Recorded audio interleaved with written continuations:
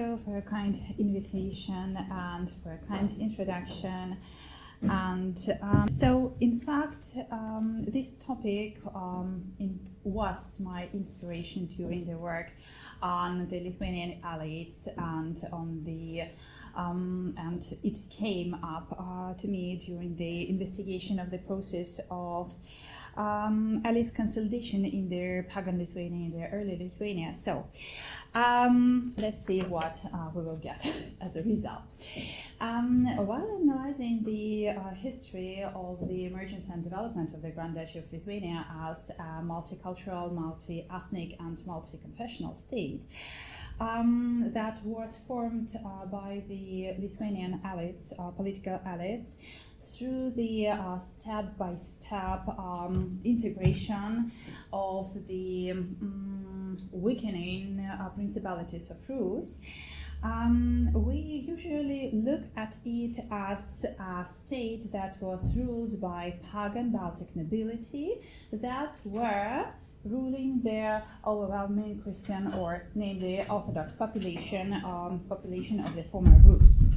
So from the very beginning there was a significant difference in cultural and political specifics of the population in ethnic Lithuania, Aukštautia, in Samogaitia, and obviously in the lands of Rus. And the traditional historiography emphasizes that the process of the integration of these lands, it combined the military conquest, diplomatic negotiations, and dynastic alliances. And through these approaches, the principalities of Rus were somehow integrated so that to become internal units of this complex hierarchy. At the same time, the Lithuanian rulers had their respect to the so-called starina, or so their respect for those traditions that were prevailing in these regions. And so as a result we have this complex and multi-layered structure. However, or although this structure seems to be logical, in practice, the reality should have been much more complex. And while approaching it as a number of principalities that were integrated and became the part of the state, we obviously simplify this process. And there are still too many white spots or unquestioned answered of what the character of the relations between the local elites in Russian principalities and the Grand Ducal entourage was, and how intense and how dynamic these contexts were, and what the mechanisms of this integration of the local elites to the Grand Ducal entourage was, and what the mechanisms used by the Grand Dukes of Lithuania were. So, keeping all these questions in mind, we can proceed with this issue. And again, while approaching such a complex issue as the Grand Duchy of Lithuania, I have been investigating it for many years, and I still have so many unresolved questions. And a logical approach would have been to analyze the process of integration of each particular principality and just to compare how the process looked like. But due to the scarcity of the authentic sources and the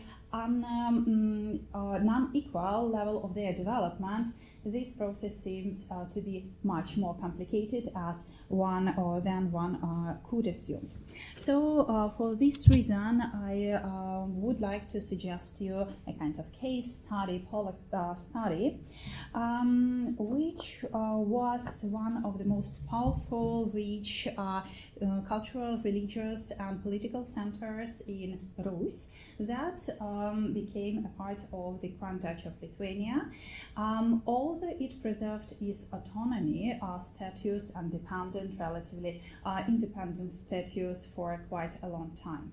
So probably this can be partially explained by the fact that for a long period of time the invited princes on the Połocka throne were relatives of the Grand Dukes, members of their families, whose policies were in alliance or aligned with the central Grand Ducal policy.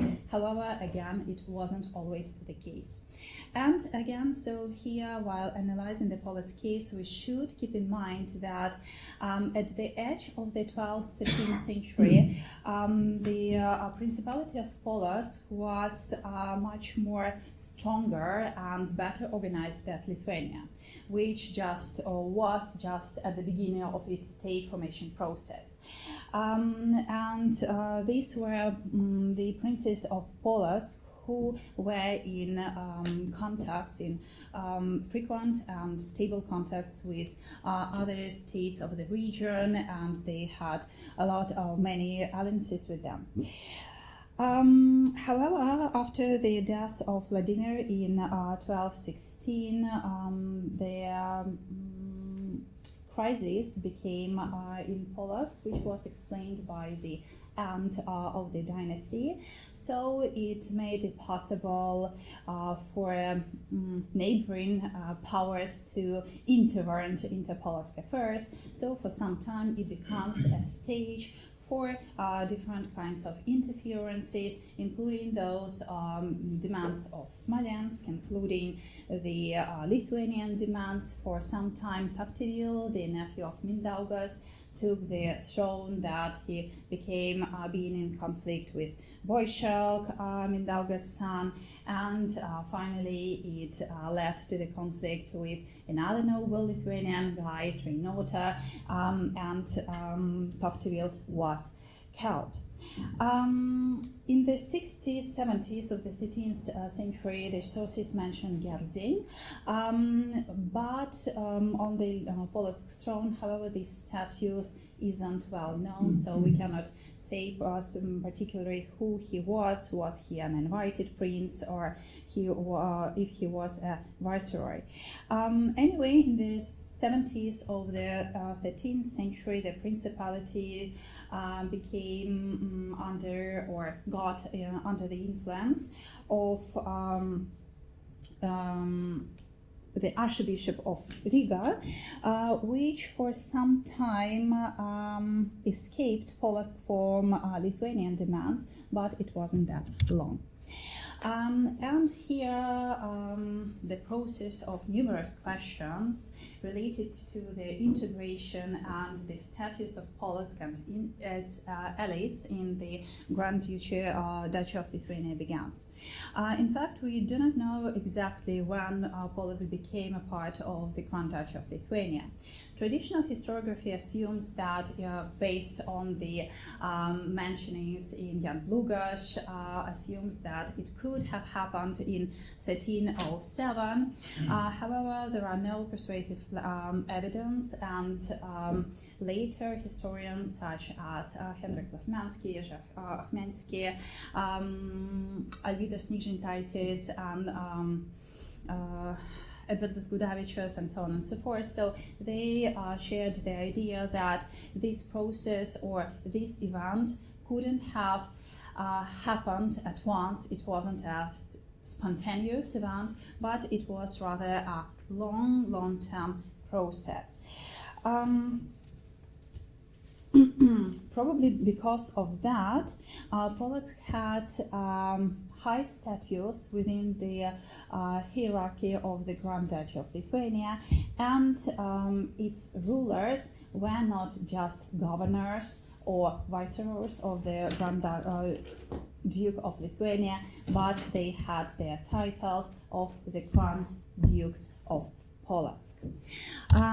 So anyway, again, keeping in mind that there are still so many unknown and strange things, we do know that in the beginning, at the beginning of the 15th century, there was a kind of princely crisis in Połocka, and the most influential role in its structure was played by ecclesiastic powers, specifically by local Połocka bishop, so in name of whose international agreements were concluded. And probably in this context, the most vivid example will be his letter to the citizens of Riga. So the letter itself was about the trade and different circumstances connected with it. But what's particularly important here is that Jakub calls Vytenis, the Grand Duke of Lithuania, his son, which shows close relations between these two centers, and obviously not the relations of a suzerain and his direct subject, but rather kind of alliance.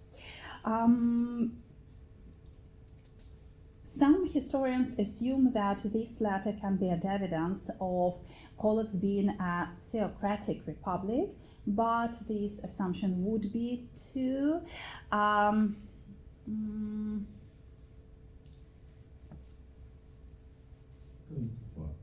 yeah, thank you a lot.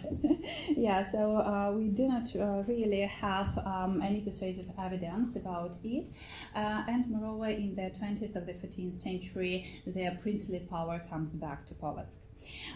In 1341, the Polish citizens conclude several alliances or treaties with Riga. Again, they also concerned the rules of trade, and in this case they were signed by the Duke of or Prince of Poland Gleb and the Bishop Grzegorz. In fact, here the bishop played a role of an additional guarantee of interests of the Polish citizens, so he guaranteed their rights, and the evidence for this can be two seals that were attached to this letter. So we have the seals of Grzegorz and Gleb. And another example can be the treaty from 1338 that was concluded between Livonian master Eberhard von Mannheim and the Grand Duke of Lithuania Gediminas, which was concluded on behalf not only of the Grand Duke, as you can see on the screen, but also in name of bishops of Połocka and its princes. What's important here is that the bishops go first and the princes go just in the second position, which again confirms the hypothesis of a high role of ecclesiastic powers in Poland. In 1342-1377, the Polish throne was taken by Andrew, Algirdas' son, who came back to the throne of Poland for several times later on, and who is considered to be one of the most influential figures during this time. So, as a son of the Grand Duke of Lithuania, he was a ruler first in Pskov, and then he got his possessions in Połocka. And probably the most particular example in the context of our study will be his dynastic conflict with Jogaila that started after Algirdas' death in 1377. Being an elderly son, he still was removed from the Grand Ducal throne, and the period of a long-term struggle from the Grand Ducal desk started, so we won't go into any details here, but taking his Połocka possession, he tried in a way demand that he was in power there, and he became calling himself not only the Grand Duke of Połocka and calling his state a Grand Duchy or Principality of Połocka, but he was also called King, Król Połocka. In 1377, 1387, another period of conflicts for Połocka and its throne began. And in fact, during this time, there were many changes in power. But what we know exactly is that the Polish citizens were active participants of the events at this time.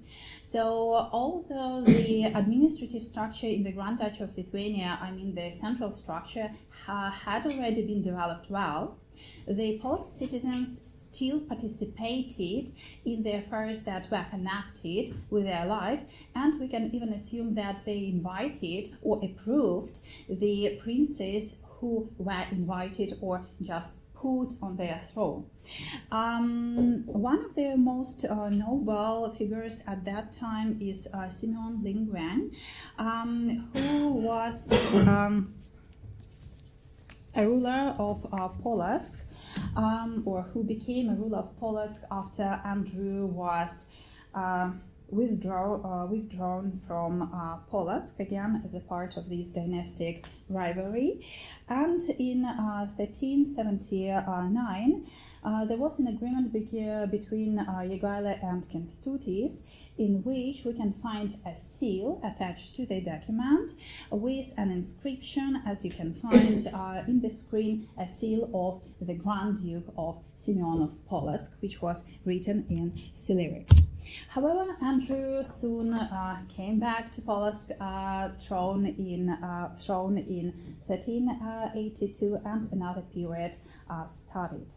And we can say that Andrew remained the most influential figure at that time, not only because of his pretensions to become in direct rivalry for the Grand Ducal throne, but first of all because the citizens of Połocka liked him and approved him being there. And an evidence for that claim can be the events from 1381 that were described by Herman of Wartburg in his Livonian Chronicle. So describing the siege of Połocka by Skiergaila, he writes that Skiergaila came to become a prince of Połocka, but the Polish citizens didn't approve him. They couldn't, and this is repeated in the Lithuanian chronicles later on, they didn't approve him because they couldn't imagine that a pagan ruler would have become their prince. So here we have three important components. First of all, we have the approval of citizens as a whole. We have his high status, and we have the necessity to be a Christian, to be converted Christian, Orthodox Christian, to become a member of this society. What's important is that Andrew was called King of Połocka, not only in Slavic documents or in correspondence, but also in Latin narratives, and moreover his status was transferred to his descendants. And again, as you can find in the screen, so he refers first to his royal right given him by his father, Rex Algirdas, and we have the transfer of his royal power to his children, Nostras Herades. Not going into a lot of detail again, I know that we are lack of time. We can assume that during this time, although being a part of the Grand Duchy of Lithuania, so Połocka remained quite independent in his affairs, although being a direct subject of complex political rivalry between different members of the dynasty.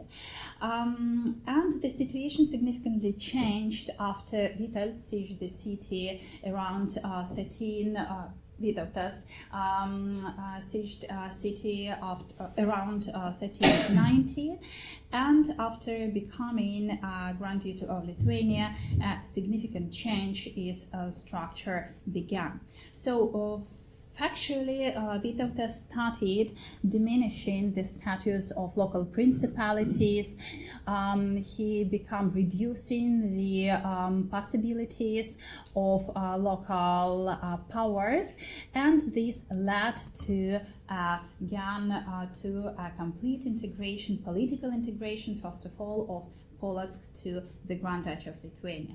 And the clearest evidence to this claim will be the Vytautas letter to the inhabitants of Riga, dated 1397, in which he refers an agreement concluded by the mentioned before Simeonas Lundving. He, as well as Andrei Algirdas' son, came back to the Principality of Połocka for several times, so it was a continuous exchange of princes on the throne. And he refers to the agreement that had been concluded a year ago, and says that the agreement cannot be valid because it was concluded not by the Grand Duke of Lithuania. So here we have an agreement with Riga concluded by Połocka, but in interest of the Grand Duchy of Lithuania. So he explained that it would be impossible for a governor, for a Polish governor, to conclude an agreement, and he just reduces its actuality. So no Polish independence anymore. And here we can speak about the complete entrance of Poland into Grand Ducal power. To summarize, I'm sorry to be spontaneous, but I had to change my speech from Polish to English in some way, so I assume I could have been a bit messy. But I hope that the main idea was clear. So, to summarize a bit, we can say that Połocka played a significant role in the Grand Duchy of Lithuania from the very beginning. The Grand Ducal powers, they understood its religious significance, being one of the first Christian centers in the region, and political and cultural power. And the Połocka princes were even after their de facto integration to the Grand Duchy of Lithuania, they preserved, or they kept, significant position in the hierarchy of the Grand Duchy of Lithuania, and moreover, local elites actively participated in the activities of the Grand Duchy of Lithuania, and their interests should have been taken into account while conducting such a policy. And if we summarize the mechanisms of Połocka integration, we should emphasize that it wasn't a spontaneous process, but it took a lot of time, and at first, or during the first steps, there was a wide autonomy, and then it was somehow integrated, but the Grand Dukes used the policy of integrating but respecting the local rules. So they kept local elites and their interests, they kept the so-called starina, they used the interests of local noble families, and they were invited to participate in the most important events. Thank you for your attention, and if you have any questions.